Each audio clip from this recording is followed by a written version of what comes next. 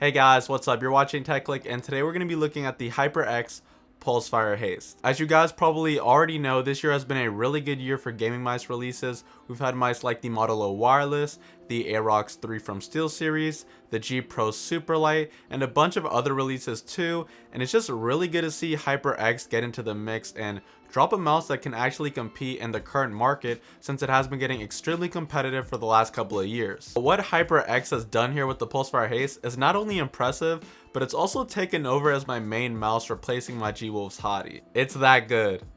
Let's get into it. Starting off with the packaging, I really like the clean and simple aesthetic of the box. It has some of HyperX's colors with that black and red color design, and then it just highlights some of the main features of the mouse. Inside of the packaging, you're going to get the mouse, which is covered by a dust-proof cover. You'll also get a quick start guide, an extra set of mouse feet, mouse grip tape, and a customer support card. Looking at the specs, the Haste is a 59-gram mouse, which for reference is lighter than the Model O, lighter than the G-Wolf's Hottie, lighter than the Viper Mini, and even the MM711. All that is to say that this mouse is very light, even without technically being marketed as a mini or S-sized mouse. And the reason I bring that up is because HyperX could make a mini version of this mouse, and it wouldn't be crazy to think that that mouse could go under the 50-gram mark. But who knows, maybe that's just wishful thinking. Anyways, back to the review. There are 6 buttons in total on this mouse: mouse 1 and 2 buttons, the side buttons, the scroll wheel, and the DPI button under the scroll wheel. Meaning there's no real support for lefties here yet again, but at that particular weight of 59 grams, I wasn't really expecting them to accommodate everyone. But this does leave the door open for them in the future to add full ambidextrous support. Mouse 1 and 2 buttons are very tactile and feel good to click. The switches being used here are the TTC Golden Micro switches, and even though this is the first mouse that I've tried these switches with, they've already become my favorite switch, and I prefer them over the Omron switches that are very common in a lot of the mice in today's market. Now don't get me wrong, I completely understand why so many mice use Omron switches, and they are very good. That's not the problem. Maybe I've just subconsciously been wanting a change, but these TTC switches are rated for 60 million clicks as opposed to 20 million clicks that we usually see on the Omron switches. So whether that's a boost in performance or just showing that the quality is better, it could go either way, but I just honestly do prefer how these feel, and I just think they have a better, snappier click than the Omron switches. Here's a sound test of all 6 buttons on the mouse.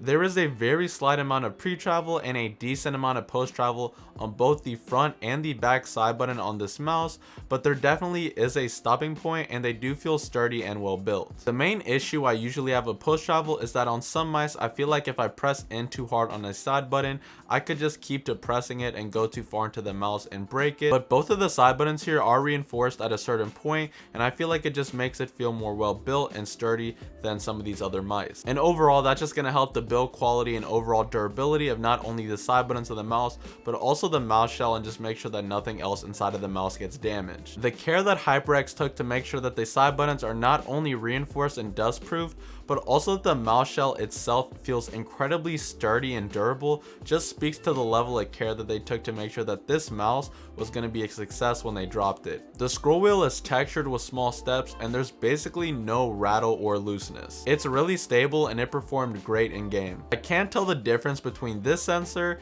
and the 3360, which is very common on mice like the Model O, the Zowie EC2B, and the Ultralight 2. I haven't experienced any inconsistencies, lag, spin out, or any other problems with the sensor. I can hit flicks and stop on a dime with the same confidence as I do with any other good quality mouse sensor. Checking out the dimensions of this mouse, it has a length of 124 millimeters, a height of 38.2 millimeters, and a width of 66.8 millimeters. The shape is very similar to the Viper Ultimate, with the Pulsefire Haste being slightly larger at the width. It's a very low profile mouse, with the main hump in the mouse being a very small raise near the middle of the mouse as opposed to the back. If you're a fingertip grip user, then this mouse is going to be a dream come true for you. I also found this mouse to be good with a relaxed palm grip, not so much a claw grip just because of the shape of the mouse, and there's no real support in the back for your palm, and overall it was just uncomfortable to use with that grip style. My hands for reference are 17 by 9 centimeters, which I would say is on the smaller to medium size of hands,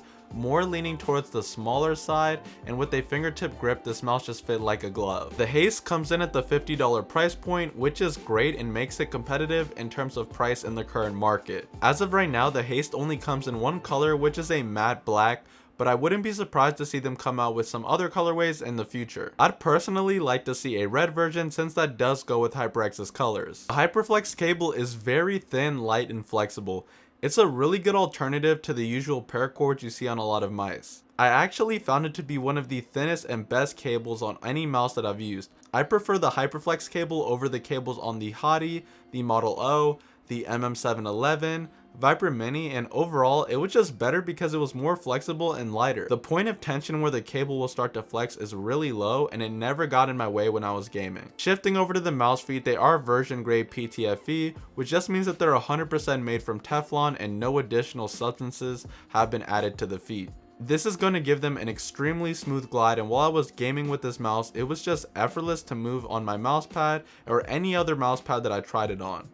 I gotta give them props for the mouse feet they used on the Haste, because they're just some of the best mouse feet that I've used. Taking a look at the software, it is a Microsoft Store exclusive that you'll have to download from their store. As for the software itself, it's user friendly and lays out everything you will need to adjust, from DPI to RGB effects to polling rate, and it's all very easy to understand. The Ingenuity software shows the RGB effects in real time, and I think this was a genius design choice. I like the level of control given within the software, and while I'm not a fan of having to download a bunch of different softwares for different mice, I will say that the Ingenuity software is one of the better softwares for gaming mice. I personally just used it to disable the DPI button under the scroll wheel. Overall, it gets the job done and it's easy to understand. Do I recommend this mouse, and who is it for? I would recommend this mouse if you're a fingertip or relaxed palm grip user and you also have medium to smaller hands. If you have larger hands, you might be able to make this mouse work for you, but I have smaller hands, and in fingertip grip, this mouse felt almost perfect to me.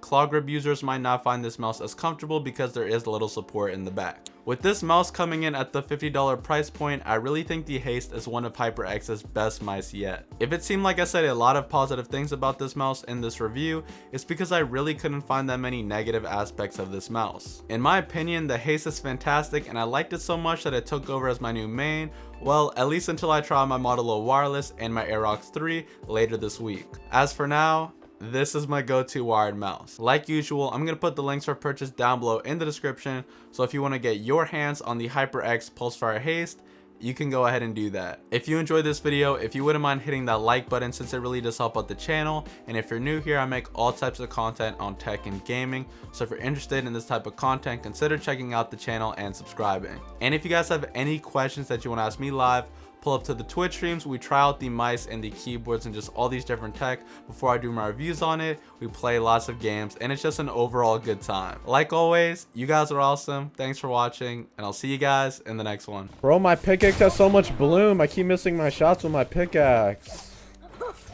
There's so much bloom. Yo, in my box, boxed him. Fish.